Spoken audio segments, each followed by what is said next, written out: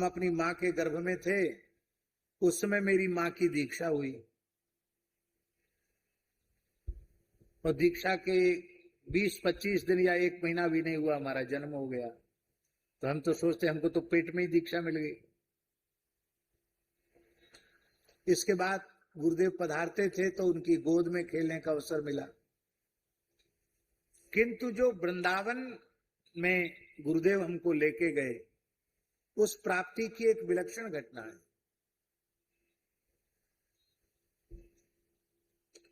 आज गुरुदेव की तिथि, इसलिए मैं उस घटना को प्रकाश के योग्य न होने पर भी मैं प्रकाशित करने जा रहा हूं।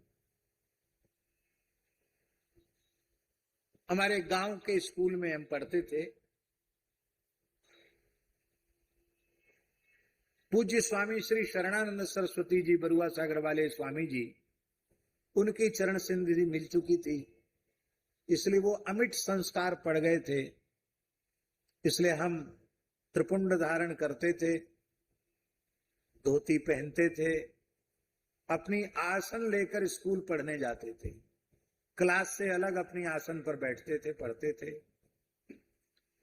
दोनों समय स्नान, दोनों समय संध्योपासन। स्कूल का पानी नहीं पीते थे क्योंकि वहां सब लोग पीते थे। टिफिन भी नहीं ले जाते थे क्योंकि टिफिन जनेऊ हो चुका है, रास्ता चली रोटी कैसे खाएंगे। तो इंटरवल में दौड़ करके जाते थे घर और भोजन करके फिर दौड़ के आते थे। लगभग 1-1.25 किलोमीटर दौड़ लगाते थे। इंटरवल कम समय का होता है, कभी 5-10 मिनट लेट हो जाते तो डांट फटकार भी खानी पड़ती थी मास्टर की। एक उनमें मास्टर साहब थे हमारे बड़े हितैषी, वो थोड़ा सा बोलते थे बार बार, ये तिलक लगा के क्यों आते हो, स्कूल की ड्रेस पहन के क्यों नहीं हो। जिसमें गांव में कोई ड्रेस का बंधन नहीं था, फिर भी वो कहते थे ड्रेस पहन के क्यों नहीं आते हो, अलग क्यों बैठते हो। सुनते सुनते हम परेशान हो गए। तो बार बार चोटी क्यों रखाए, तिलक क्यों लगाए, पैंट क्यों नहीं पहनते, धोती क्यों पहनते हो। मैंने एक दिन उनसे कहा कि आप पढ़ाई लिखाई की बात करिए, हम पढ़ने में कमजोर हों तो आप बताइए, हम पढ़ने में कमजोर तो नहीं है। जो काम हमको दिया जाता हम पूरा ठीक करते हैं, पढ़ रहे ठीक से, फिर आप पढ़ाई लिखाई की बातें छोड़ के इधर उधर की बातें क्यों करते हैं।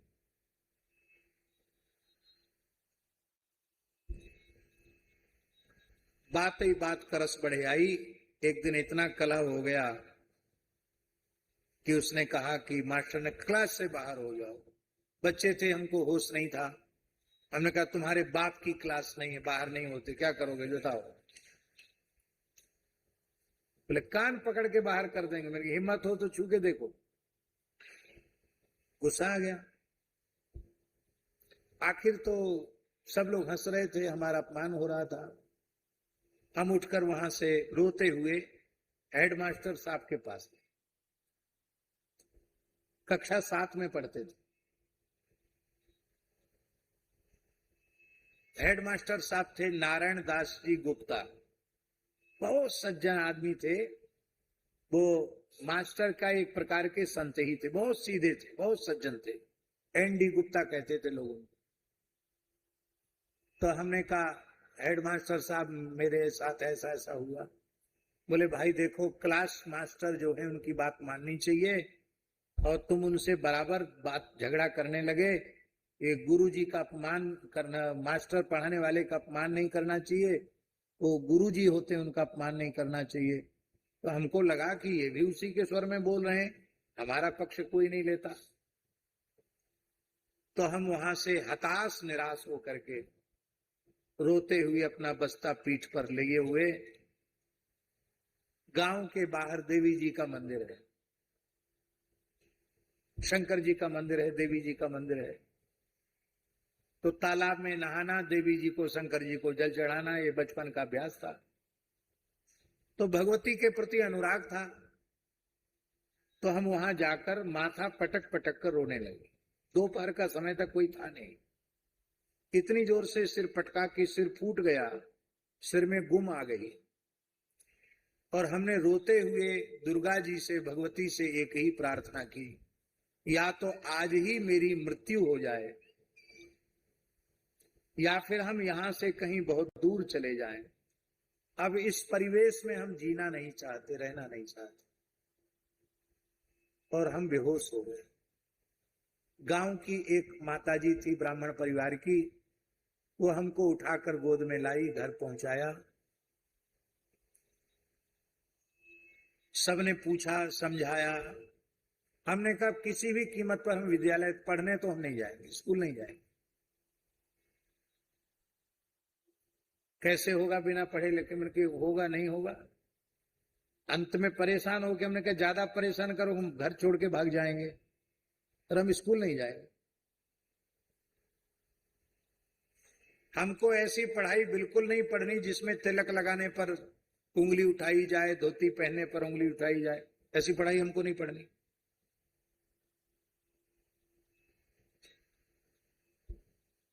कुछ भोजन भी नहीं किया, बहुत हट करने पर भी मैंने कुछ नहीं खाया, रोता रहा। बुखार भी हो गया, दुख से बुखार हो जाता है। रात्रि को स्वप्न में एक विचित्र घटना घटी। स्वप्न में हमने देखा कि हमने सरोवर में स्नान किया और वहां से कुछ कमल पुष्पों का संग्रह किया भगवती को अर्पित करने के लिए।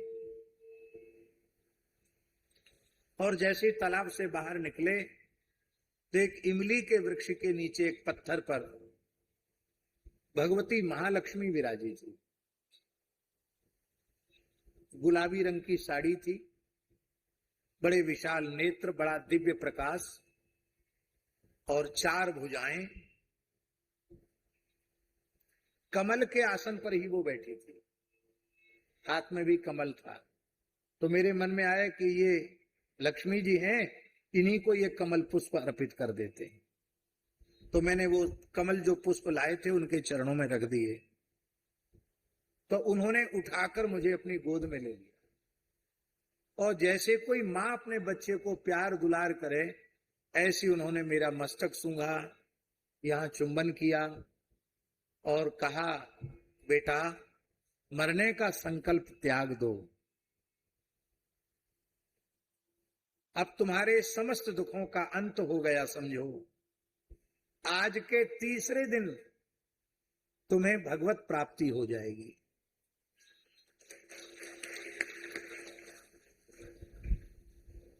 ये एकदम सत्य घटना सुना रहे हैं, भगवान के सामने बैठे हैं। इस स्वप्न को हमने किसी को भी नहीं बताया, पर मन में बहुत शांति आ गई कि दुखों का अंत हो गया, अब भगवान की प्राप्ति। अब प्रतीक्षा करने लगे कि तीसरा दिन कब आवे। और जैसे ही तीसरा दिन आया कि हाथ में एक पीतल की बाल्टी लिए हुए, एक टाट का थैला लिए हुए पूज्य गुरुदेव भक्तमाली जी पैदल चलकर आ रहे थे। वो घर में विराजे। पिताजी ने समस्या सामने रखी कि ये निश्चय कर लिए हैं कि हम स्कूल नहीं जाएंगे, कैसे होगा? ब्राह्मण कुल में जन्म है तो पढ़ना लिखना तो चाहिए कम से कम। महाराज जी ने भी समझाया। हमने कहा महाराज जी हम अब अपने निश्चय को नहीं त्याग सकते। फिर क्या पढ़ोगे? मैंने कहा पढ़ने के लिए मना नहीं है, ये पढ़ाई नहीं पढ़नी, संस्कृत पढ़ सकते हैं हम। तो मेरे साथ वृंदावन चलोगे? मैंने कहा चलेंगे। तो बोले तुम अपनी माँ के लिए फिर वहां रोगे तो नहीं? मैंने बिल्कुल नहीं रोएंगे। बोले यहाँ चिपड़ी रोटी खाने को मिलती है, वहां सूखी रोटी मिलेगी। फिर हमने कहा जो मिलेगा वो खा लेंगे, हम कभी लौट के नहीं आएंगे, आप हमको अपने साथ ले चलिए। वो हमको लेकर के आए वृंदावन।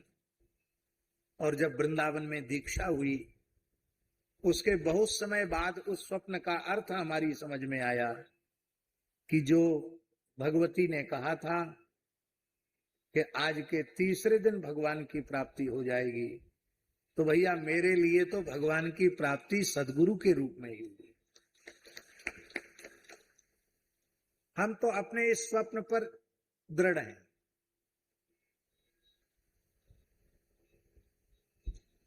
और नहीं तो देवता झूठ बोलते हैं क्या? तो तीसरे दिन गुरु जी आए, इसका मतलब भगवान आए।